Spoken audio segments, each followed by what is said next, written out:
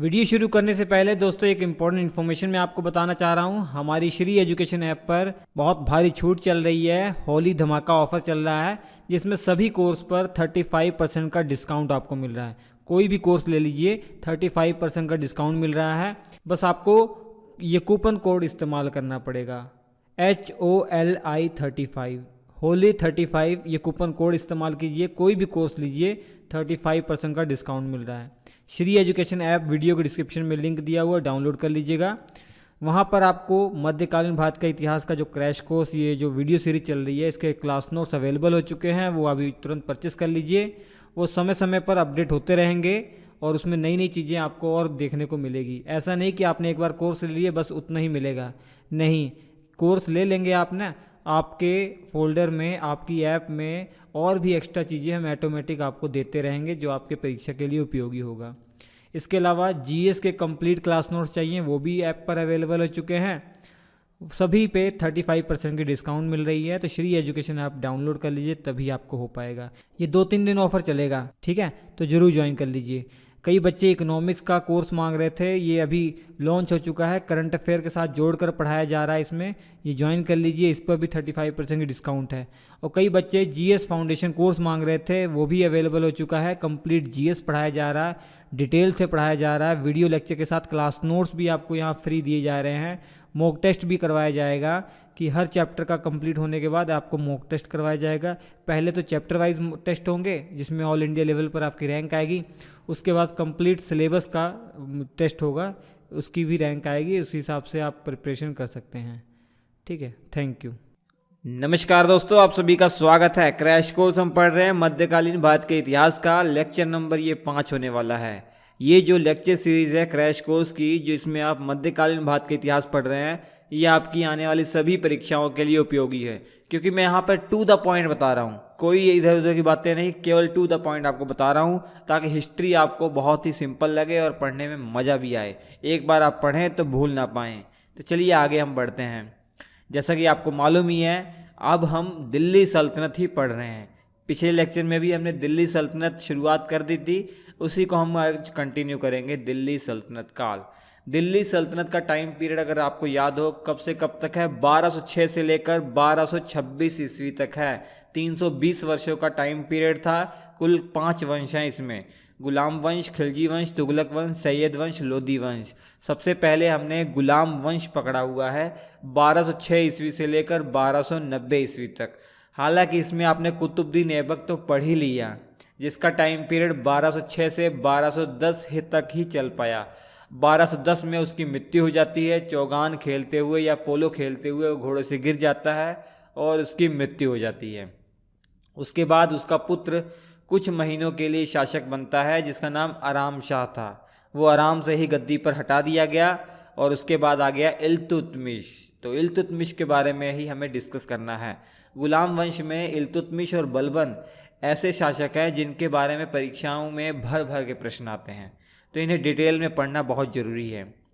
तो चलिए शुरुआत करते हैं इल्तुतमिश के बारे में। लेकिन उससे पहले यहाँ पर मोहम्मद गौरी के दासों को एक बार फिर से आप देख लीजिए, क्योंकि इनका काम आने वाला है। कुतुबुद्दीन ऐबक तो था ही, वो तो चला गया, शासन वासन करके अपना चला गया 1210 ईस्वी में। लेकिन कुबाचा और यलदौजा ये अभी भी जिंदा थे। हालांकि खिलजी मर चुका था।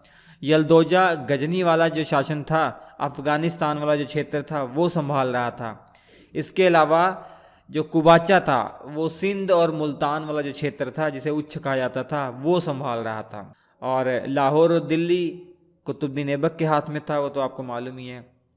तो जैसा कि आपको बताया, कुतुबुद्दीन ऐबक ने यलदौजा और कुबाचा को जैसे तैसे संभाल के रखा अपने शासनकाल में। हालांकि इनसे रिश्ता बना लिया था, इन दोनों से उसने इन्हें अपने रिश्तेदार बना लिया था, शादी उदी वैवाहिक संबंध बनाकर। इस कारण से ये कंट्रोल में रहे। लेकिन उसके बाद जब इल्तुतमिश आया कुतुबुद्दीन ऐबक के बाद, तो यलदौजा और कुबाचा को रास नहीं आया। यलदौजा और कुबाचा का विरोध करना तो स्वाभाविक था, क्योंकि ये चाहते थे कि जब कुतुबुद्दीन ऐबक की मृत्यु हो गई है, ये दोनों चाहते थे कि हम दिल्ली का शासन संभालें। तो ये सपना देख रहे थे, इस कारण से ये विरोध करेंगे यलदौजा और कुबाचा इल्तुतमिश का। तो उस चक्कर में लड़ाइयाँ होंगी, ये भी हम देखेंगे। हालांकि जब कुतुबुद्दीन ऐबक मरा ना, तो इल्तुतमिश के सामने बहुत ज़्यादा चुनौतियाँ आ गई थी। एक तो जो कुतुबुद्दीन ऐबक का साम्राज्य था, वहाँ के जो अलग अलग सूबेदार हुआ करते थे जो कुतुबुद्दीन ऐबक ने नियुक्त किए थे, उन्होंने अपने आप को स्वतंत्र घोषित करना शुरू कर दिया। ठीक है।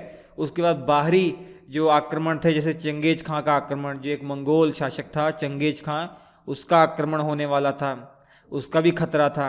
यल्दोजा और कुबाचा ये भी बाहर ही थे, ये बाहर से परेशान कर रहे थे। तो कहने का भाव ये है कि इल्तुतमिश के सामने बहुत बड़ी चुनौतियां थी। वो फिल्मों में कहा जाता है ना एक डायलॉग कि कांटों का ताज पहना हुआ था, कांटों भरा ताज इल्तुतमिश ने पहना हुआ था। इतना आसान नहीं था, ये सभी रास्ते इतना आसान नहीं थे। लेकिन इल्तुतमिश के बारे में आप पढ़ेंगे तो देखेंगे कि उसने बड़ी ही बहादुरी से, बड़ी ही समझदारी से इन सब का दमन किया। उसने ना केवल कुतुबुद्दीन ऐबक के साम्राज्य को संभाले रखा, बल्कि उसका विस्तार भी किया, और विस्तार इतना किया कि जितना पहले कुतुबुद्दीन ऐबक का साम्राज्य था उसका डबल से ज़्यादा कर दिया। ठीक है। तो आगे हम चलते हैं, मैं आपको मैप भी दिखाता हूँ। ये देख लीजिए मैप है, ये कुतुबुद्दीन ऐबक का मैप है।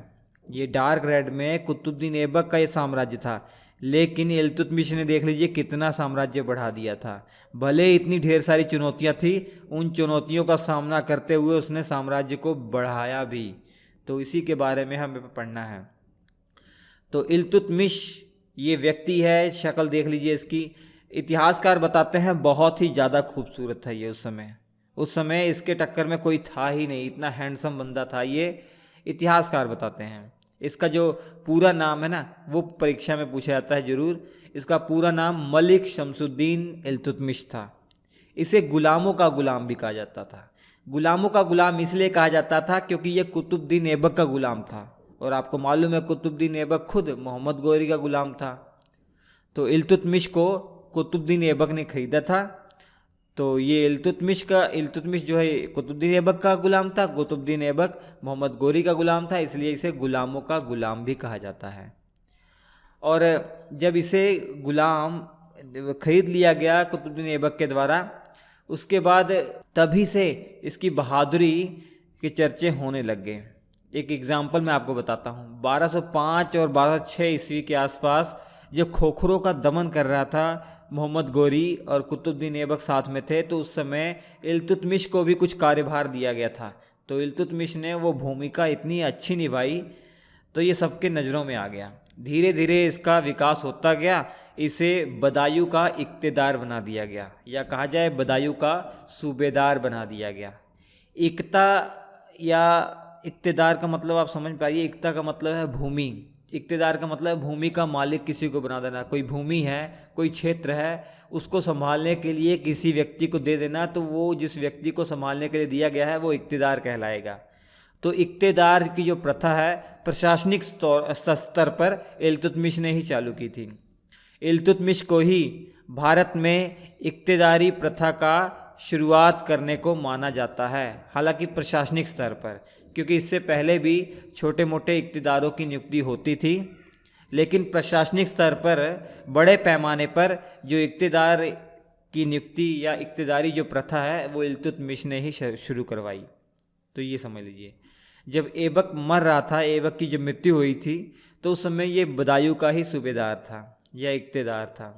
और दिल्ली का वास्तविक संस्थापक किसे माना जाता है? इल्तुतमिश को माना जाता है। ये परीक्षा में पूछा जाएगा। अगर परीक्षा में ये आ गया कि दिल्ली सल्तनत का संस्थापक कौन है, तो आप आंख बंद करके कुतुबुद्दीन ऐबक का नाम ले लेंगे। लेकिन अगर ये पूछा जाएगा कि दिल्ली सल्तनत का वास्तविक संस्थापक बताओ बच्चों, तो इल्तुतमिश का आप नाम लेंगे। उसका कारण है, पहला कारण तो ये है कि जो कुतुबुद्दीन ऐबक था उसने जो शासन संभाला था, लेकिन लाहौर को अपनी राजधानी बनाया था। लेकिन दिल्ली को राजधानी बनाने वाला पहला सुल्तान इल्तुतमिश ही था। दिल्ली सल्तनत का वो पहला सुल्तान जिसने दिल्ली को राजधानी बनाया, लाहौर से स्थानांतरित करके, वो इल्तुतमिश था। इसी कारण से इसे दिल्ली का वास्तविक संस्थापक कहा जाता है।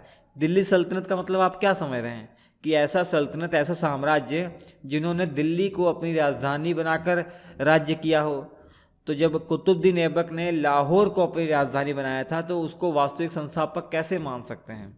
और दूसरा कारण ये था कि पूरी तरीके से स्वतंत्र होकर सुल्तान की उपाधि ग्रहण करने वाला इल्तुतमिश ही था, जबकि कुतुबुद्दीन ऐबक ने सुल्तान की उपाधि ग्रहण नहीं की थी। उसने केवल मलिक और सिपहसालार की उपाधि ग्रहण की थी, जबकि इल्तुतमिश को बगदाद के खलीफा से मान्यता मिली थी और सुल्तान की उपाधि मिली थी।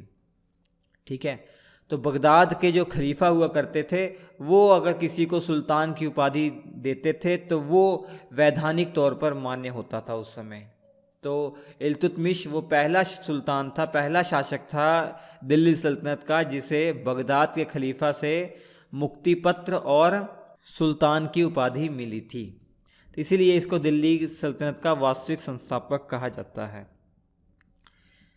इसके बाद दिल्ली सल्तनत का पहला जो सुल्तान है ऑफिशियली वो कौन था? इल्तुतमिश ही था। ये आपको बता ही दिया। क्यों?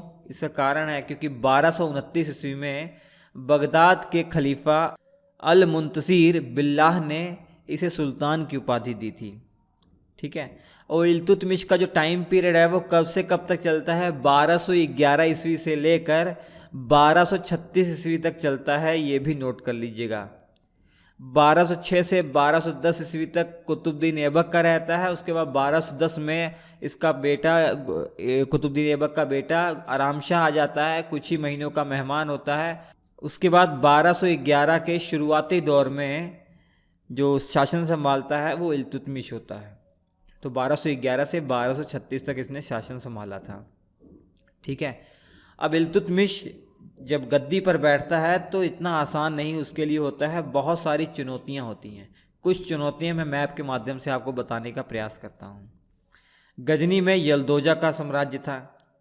यलदोजा गजनी का साम्राज्य संभाल रहा था, तो इसका डर तो था बिल्कुल, क्योंकि यलदोजा अब ये सपने देख रहा था कि वो दिल्ली की गद्दी पर वो बैठेगा, अब कोई दूसरा नहीं बैठेगा, क्योंकि कुतुबुद्दीन ऐबक के बाद वही हकदार है, ऐसा वो मानता था।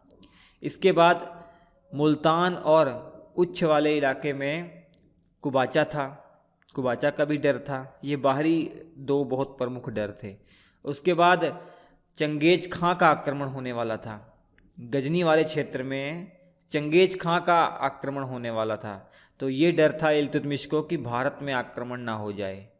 तो ये डर कैसे ख़त्म हुआ और चंगेज खां का जो आक्रमण था वो टला या भारत पर हुआ, वो सारी कहानी मैं आपको बताऊंगा।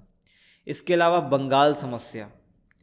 देखिए, कुतुबुद्दीन ऐबक जब अपना रूल कर रहा था उसने बंगाल में अली मर्दान खां नामक एक सूबेदार को नियुक्त किया हुआ था। वो उसी के अधीन शासन संभाल रहा था, कुतुबुद्दीन ऐबक के अधीन शासन संभाल रहा था।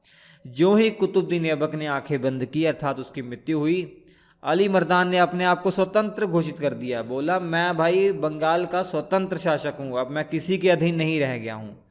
अब बंगाल की समस्या उसने कैसे सॉल्व की, ये भी कहानी मैं आपको बताऊंगा। इसके अलावा कुछ छोटे मोटे और राज्य थे, जैसे हिंदू शासक जो थे, जो राजपूत शासक थे राजस्थान के अंदर, वो भी बड़ा परेशान करते हैं। उन्होंने भी अपने आप को स्वतंत्र घोषित करना शुरू कर दिया। इसके अलावा बदायूं, अवध, बनारस, यहाँ के जो कुछ शासक थे जो कि कुतुबुद्दीन ऐबक के अधीन हुआ करते थे, इन्होंने अपने आप को स्वतंत्र घोषित करना शुरू कर दिया। हालांकि धीरे धीरे समय बीतता गया, इल्तुतमिश ने सारी चुनौतियों का डटकर सामना किया और सबको सॉल्व किया। इसी कारण तो उसका साम्राज्य इतना बढ़ गया, उसी कारण तो इसका साम्राज्य जो है इतना बढ़ गया। छोटा सा साम्राज्य था कुतुबुद्दीन ऐबक का, बढ़ाकर कितना कर दिया उसने, देखेंगे सारी समस्याओं को एक एक तरीके से। सबसे पहले यलदौज की समस्या मैं आपको बताता हूँ। जब यलदौज गजनी में था, जब 1211 की मैं आपको बात बताता हूँ, जब इल्तुतमिश गद्दी पर बैठा दिल्ली में, त्यों ही गजनी में यलदौज का शासन था। आपको मालूम है यलदौज का शासन गजनी में यहाँ पर था, समझिए। उसी के बगल में ख्वारिज्म साम्राज्य था।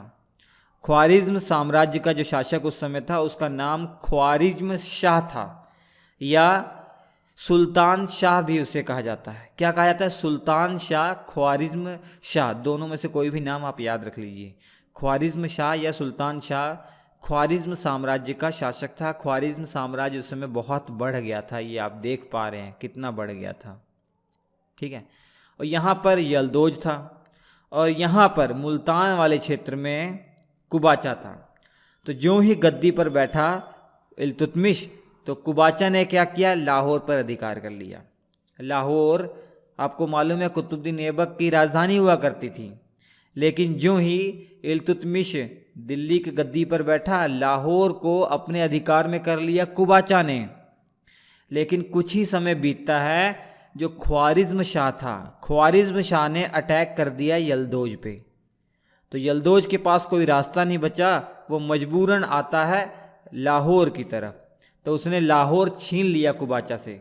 उसने क्या किया, लाहौर जो है कुबाचा से छीन लिया। इसके अलावा पंजाब का कुछ क्षेत्र भी अपने अधिकार में कर लिया यल्दोज ने, और वहाँ पर वो रहने लग गया, वहाँ पर वो शासन संभालने लग गया। कुछ समय बीतता जाता है, 1215 आ जाता है। तो 1215 के आखिरी महीनों में यल्दोज दिमाग लगाता है कि अब मैं दिल्ली पर आक्रमण करूँगा और दिल्ली अपने हाथ में ले लूँगा। उससे पहले यल्दोज जो था ना, इल्तुतमिश को गिफ्ट भेजता था। जो अपने प्रतिनिधि को एक शासक, एक सुल्तान अपने सूबेदारों को गिफ्ट भेजता था, वैसे ही यल्दोज इल्तुतमिश को कुछ गिफ्ट भेजता था। जैसे छत्र भेजा करता था, कुछ गिफ्ट ऐसे भेजा करता था, ये जाहिर करने के लिए कि इल्तुतमिश यल्दोज का प्रतिनिधि बनकर भारत को संभाल रहा है, ये जाहिर करने के लिए। बात हद से तब बिगड़ी जब यल्दोज ने भारत में आक्रमण करना शुरू कर दिया, अपना अभियान करना शुरू कर दिया। तो दोनों का टकराव होता है, तराइन नामक जगह पर दोनों का टकराव होता है, जो हरियाणा में है। और तराइन का तीसरा युद्ध होता है 1216 ईस्वी में। ये तीसरा युद्ध तराइन का जो था 25 जनवरी 1216 में ख़त्म हुआ था, इसलिए ये टाइम पीरियड यहाँ पर 1216 बताया गया है। कई किताबों में शुरुआती टाइम बता दिया जाता है कि जब ये शुरू हुआ था, तो 1215 के आखिरी महीनों में ये युद्ध शुरू हुआ था। कई किताबों में 1215 होगा, कई किताबों में 1216 होगा। कंफ्यूज आपको नहीं होना है।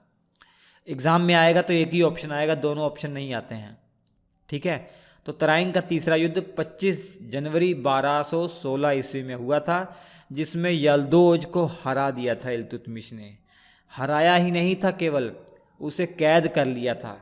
कैद करके यूपी में एक जगह है बदायूं, जहाँ पे इल्तुतमिश पहले सूबेदार हुआ करता था, और वहाँ पे पकड़ के भेज दिया।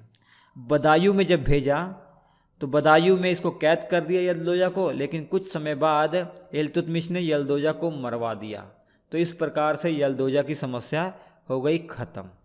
लेकिन अब मैप देखिए, यल्दोजा भले ही ख़त्म हो गया, लेकिन अब गजनी पर यल्दोजा है नहीं, तो किसका शासन है? तो यह गजनी पर भी ख्वारिज़्म साम्राज्य है। ख्वारिज़्म साम्राज्य बढ़ गया, उसने गजनी पर भी अधिकार कर लिया है। ख्वारिज़्म साम्राज्य आगे एक और समस्या लेकर आएगा, ध्यान से देखिएगा, तभी मैं आपको बता रहा हूँ। ख्वारिज़्म शाह के अधीन अब गजनी भी आ गया। अब देखिए, जो ही जो है यल्दोज मरा, लाहौर भी खाली हो गया।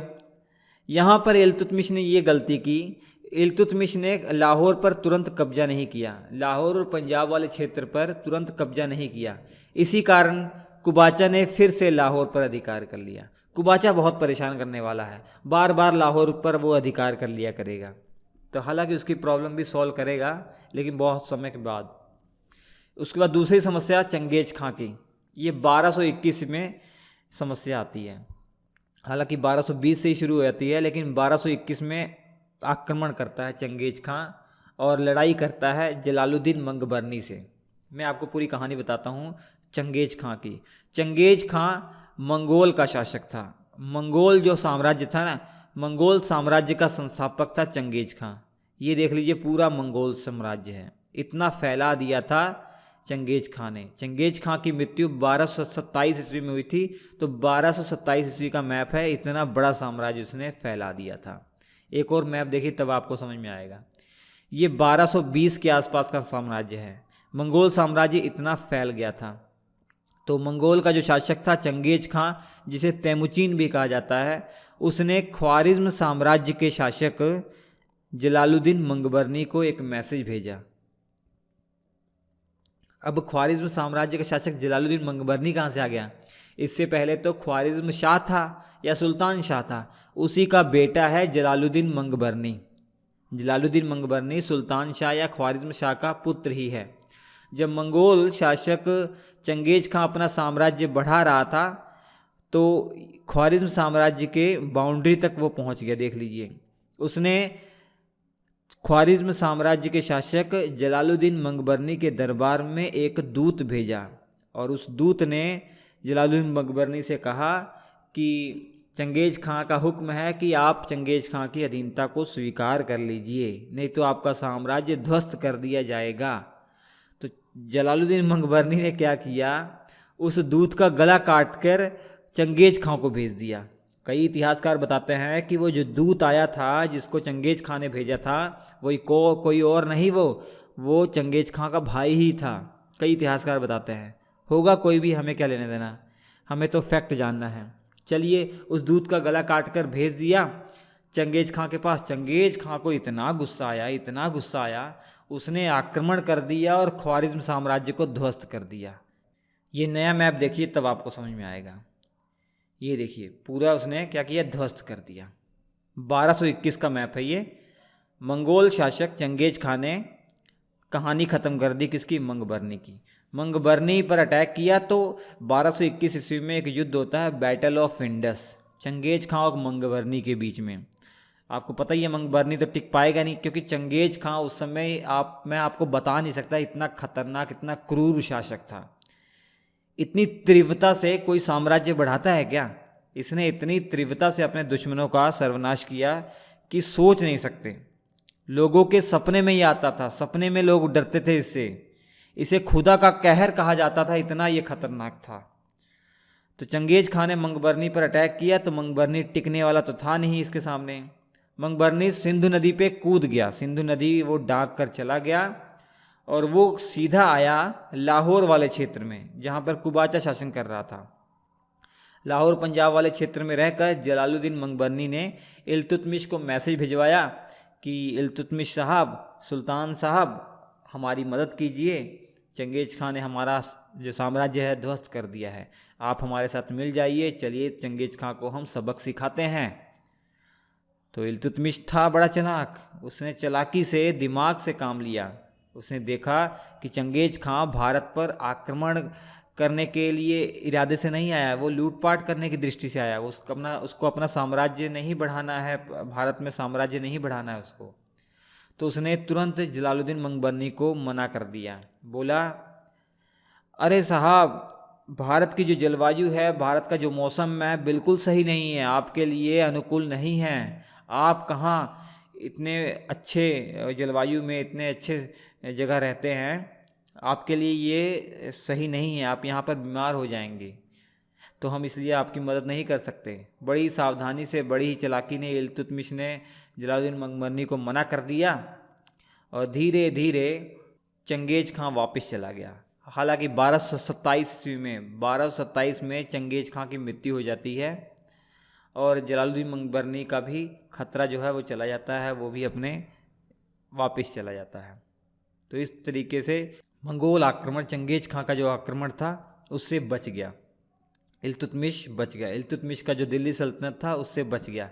अगर इल्तुतमिश साथ दे देता जलालुद्दीन मंगबरनी का तो शायद हम दिल्ली सल्तनत ना पढ़ रहे होते, तब भारत में मंगोल साम्राज्य पढ़ रहे होते।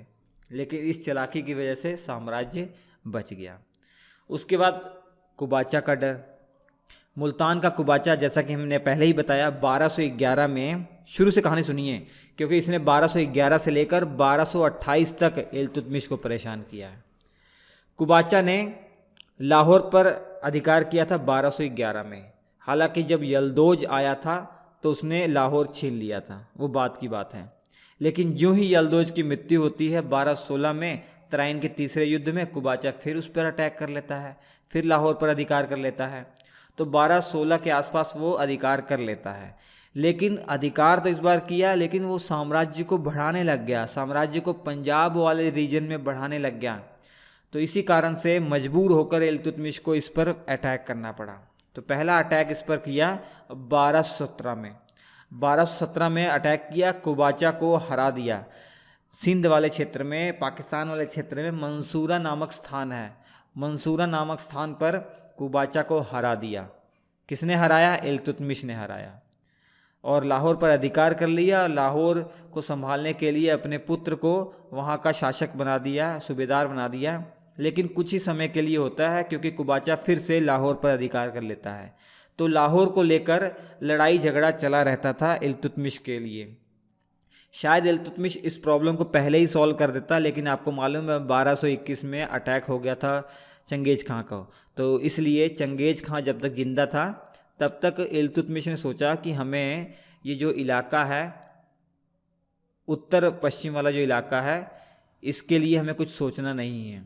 इसके मामले में हमें न्यूट्रल रहना ही सही होगा, ये सोचा इल्तुतमिश ने। तो जो कि हालांकि चालाकी ही की थी। लेकिन जो ही मृत्यु हो जाती है चंगेज खां की और मंगबरनी का भी खतरा टल जाता है, दोनों का खतरा टल जाता है, तो 1227-28 ईस्वी में इल्तुतमिश फिर से अटैक कर देता है कुबाचा पर। कुबाचा पर हमला करता है, कुबाचा को हरा देता है और कुबाचा से ये कहता है कि आप जो है सरेंडर कर दीजिए, बिना किसी मांग के, बिना किसी शर्त के सरेंडर कर दीजिए। तो कुबाचा ने सरेंडर नहीं किया, कुबाचा ने खुदकुशी कर ली। 26 मई 1228 ईस्वी की रात को कुबाचा ने सिंध नदी में कूदकर अपनी जान दे दी। तो इस प्रकार कुबाचा का भी डर खत्म हो गया। ठीक है, अब आई बंगाल की समस्या। ज्यों ही कुतुबुद्दीन ऐबक की मृत्यु होती है, बंगाल में अली मर्दान खां अपने आप को स्वतंत्र शासक घोषित कर देता है। अली मर्दान खां पहले कुतुबुद्दीन ऐबक का ही सूबेदार हुआ करता था, उसी के अधीन था। लेकिन जो मृत्यु होती है कुतुबुद्दीन ऐबक की, अली मर्दान खां अपने आप को स्वतंत्र घोषित कर देता है। लेकिन ज़्यादा दिन तक ये स्वतंत्र नहीं रह पाता, क्योंकि 1212 ईस्वी में एक इवाज शाह नामक एक व्यक्ति आता है, उसने अली मर्दान खां को मार दिया और खुद ग्यासुद्दीन की उपाधि ग्रहण की और ग्यासुद्दीन इवाज शाह के नाम से बंगाल का शासन संभाला। लखनौती को अपनी राजधानी बनाया। लखनौती जो जगह है ये आज बांग्लादेश और वेस्ट बंगाल के बॉर्डर पर है। तो लखनौती को अपना जो है केंद्र बनाकर, राजधानी बनाकर उसने शासन किया। और आपको मालूम है 1212 से 1225 तक तो कुछ नहीं कहता है इल्तुतमिश, कुछ नहीं कहता, क्योंकि वो मजबूर था, क्योंकि वो परेशान था, अपने उत्तर पश्चिम वाले इलाके से परेशान था। जो पंजाब वाला, पाकिस्तान वाला, जो गजनी वाला जो क्षेत्र है, और जो उत्तर पश्चिम वाला क्षेत्र है, वहीं से परेशान था। उसका ध्यान पूर्व दिशा में गया ही नहीं। जब वो वहाँ से फ्री होता है, जब जो चंगेज खां, ये सब कुबाचा उबाचा जो प्रॉब्लम है, इनसे थोड़ा सा शांत होता है, और जो यलदोजा वाली प्रॉब्लम है, इससे शांत होता है। हालांकि कुबाचा अभी भी था, तो उसका ध्यान पूर्व दिशा में गया। तो पूर्व दिशा में उस समय ग्यासुद्दीन इवाज शाह था, उसने उस पर अटैक कर दिया इल्तुतमिश ने। तो जब इल्तुतमिश ने अटैक किया, ग्यासुद्दीन इवाज शाह ने हाथ जोड़ लिए, भाई छोड़ दीजिए हैं, और मैं आपके अधीन ही हूँ। तो ये सोचकर इल्तुतमिश वापस आ जाता है दिल्ली। लेकिन उसके बाद तुरंत फिर अटैक, लेकिन उसके बाद फिर से ग्यासुद्दीन इवाज शाह विरोध करना शुरू कर देता है। लेकिन इस बार इल्तुतमिश खुद नहीं जाता है, अपने बेटे को भेज देता है। 1227 ईस्वी में अपने बड़े बेटे नसरुद्दीन महमूद को बंगाल भेज देता है, और नसरुद्दीन महमूद जो है वो बंगाल पर अटैक करके अधिकार कर लेता है।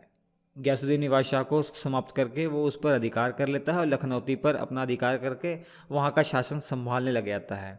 लेकिन 2 साल ही संभाल पाया था नसरुद्दीन महमूद, क्योंकि 2 साल के बाद बेचारे की मृत्यु हो जाती है। नसरुद्दीन महमूद की जब मृत्यु हो जाती है तो बहुत दुख होता है इल्तुतमिश को, और इल्तुतमिश ने भारत में पहला मकबरा बनवाया था ना, वो नसरुद्दीन महमूद की कब्र पर बनवाया था। तो भारत का पहला मकबरा जो है ना, जिसका नाम है सुल्तानगढ़ी मकबरा, सुल्तानगढ़ी मकबरा जो है बनवाया था किसने? इल्तुतमिश ने बनवाया था, अपने पुत्र नसरुद्दीन महमूद की कब्र पर बनवाया था। तो इसी कारण से भारत में मकबरा या गुंबद का पितामह किसे कहा जाता है? तो जवाब होगा इल्तुतमिश को। मकबरा का पितामह या मकबरा बनाने वाला पितामह या पिता कौन है? इल्तुतमिश। गुंबद बनाने वाला, भारत की पहली गुंबद बनाने वाला जो पितामह है वो कौन है? इल्तुतमिश। आप बता देंगे। जब नसरुद्दीन महमूद की मृत्यु हो जाती है तो एक और अधिकारी होता है इख्तियारुद्दीन बलका, वो बंगाल पर अधिकार कर लेता है। मलिक इख्तियारुद्दीन बल्का बंगाल की गद्दी पर बैठ जाता है। स्वाभाविक था, लेकिन 1230 ईस्वी में इल्तुतमिश ने दोबारा से बंगाल को अपने अधीन कर लिया। तो इस प्रकार से बंगाल की समस्या समाप्त हो गई। ये आपको समझ में आ गया होगा। और छोटी मोटी और जो राज्य थे उनको भी अपना अधिकार धीरे धीरे वो करता रहा। ठीक है। हाँ, एक और नोट कर लीजिएगा, 1230 ईस्वी में जब इल्तुतमिश ने बंगाल पर अपना अधिकार कर लिया तो वहाँ उसको संभालने के लिए एक गवर्नर नियुक्त किया, मलिक अलाउद्दीन जानी। मलिक अलाउद्दीन जानी नाम याद रखिएगा। उसके बाद जो छोटे मोटे साम्राज्य थे उनको भी धीरे धीरे अधिकार कर लिया। जैसे 1226 में रणथंबोर को जीत लिया। राजस्थान में है रणथंबोर, उसको जीत लिया। रणथंबोर का किला देख लीजिए, ये है। ये उस समय माना जाता था कि कोई जीत ही नहीं पाएगा। तो पहला सुल्तान जिसने रणथंबोर को जीता था वो इल्तुतमिश ही था, क्योंकि बहुत ही मुश्किल कार्य था ये, बहुत ही डिफ़िकल्ट ये कार्य उस समय माना जाता था। लेकिन रणथंबोर पर जीत हासिल कर ली थी 1226 ईस्वी में इल्तुतमिश ने। उसके बाद इल्तुतमिश ने राजस्थान के ही मंदसौर को जीता था 1227 ईस्वी में। धीरे धीरे सब कुछ जीता चला गया था ये। मैं जो इम्पोर्टेंट है वो आपको बता रहा हूँ। इसके अलावा 1232 ईस्वी में ग्वालियर विजय की इसने, ग्वालियर को जीता। ग्वालियर उस समय जो था मंगल देव के हाथों में था। मंगल देव ने अपने आप को एक साल पहले ही 1231 में स्वतंत्र घोषित कर दिया था। तो ग्वालियर अभियान पर गया था इल्तुतमिश। जब ग्वालियर अभियान पर इल्तुतमिश गया था तो उसने दिल्ली को संभालने के लिए अपनी पुत्री को बैठा दिया था, रज़िया को बैठा दिया था, जो आगे चलकर एक शासिका बनेगी, रज़िया सुल्तान के नाम से जानी जाएगी। उसको दिल्ली संभालने के लिए 1 साल या 11 महीने के लिए उसको दिल्ली संभालने के लिए दे दिया था। बहुत अच्छा कार्य उसने किया था। इल्तुतमिश खुश हुआ था। जब वापस आया था उसने देखा बहुत अच्छे संभाला, उसने खुश हो गया था। तो उसने सपने देखने शुरू कर दिए इल्तुतमिश ने कि मेरा बेटा जो है वो भले ही मर गया है लेकिन मेरी पुत्री आगे का शासन संभालेगी। ये सपने देख रहा था। तो ग्वालियर जीत लिया 1232 ईस्वी में इल्तुतमिश ने।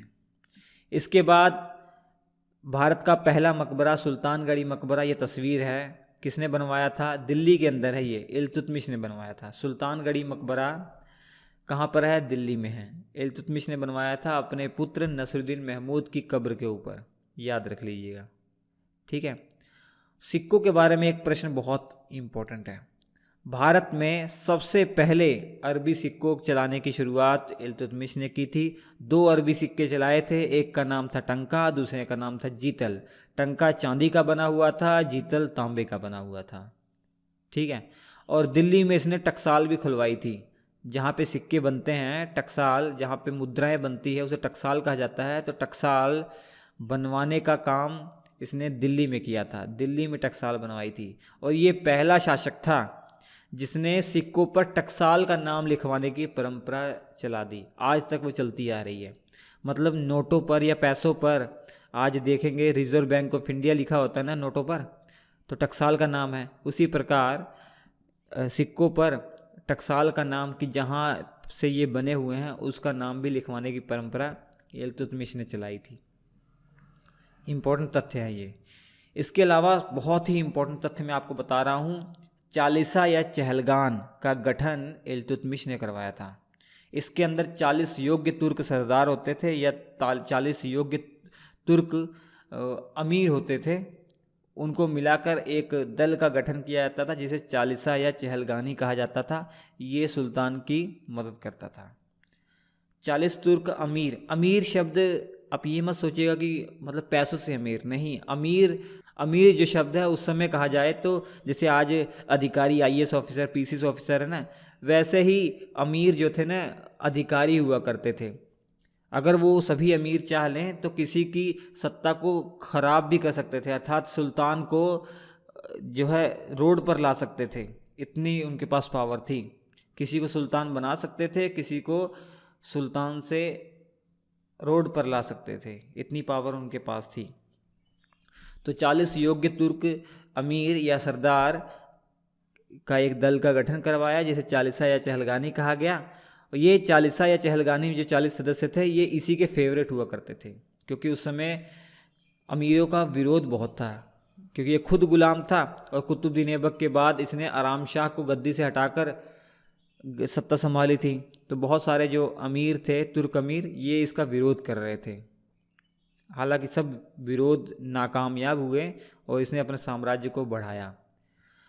और इब्न बतूता एक इतिहासकार है, आगे अभी नाम आएगा। इब्न बतूता जो था ना, उसने कहा था, मोरक्को का रहने वाला था, अफ्रीकी यात्री था, मोरक्को, अफ्रीका के मोरक्को का रहने वाला था, भारत आया था वो।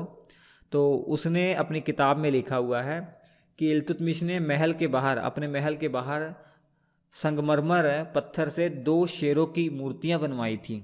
उन शेरों की मूर्तियों में गले, उसके उन शेरों के मूर्तियां जो थी, उनके गले में घंटी या जंजीर थी। जिसे भी न्याय चाहिए होता था वो उस घंटी को बजाता था या उस जंजीर को खड़काता था।